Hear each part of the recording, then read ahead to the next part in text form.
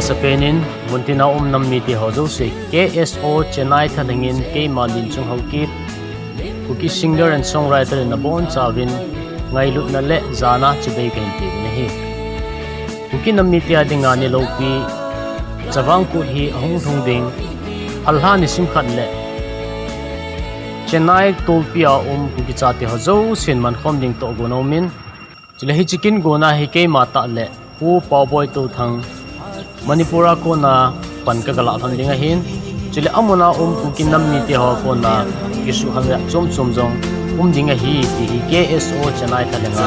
angko na thang kan sa hi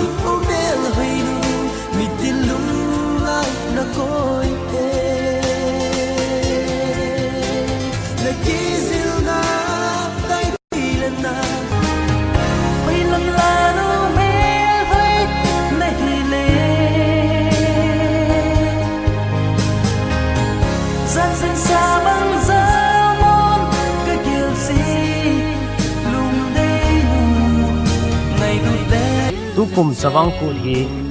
I hon nammi ti adinga kilung khatna kita khatna ki ngailut apun be chena a hi theina ringin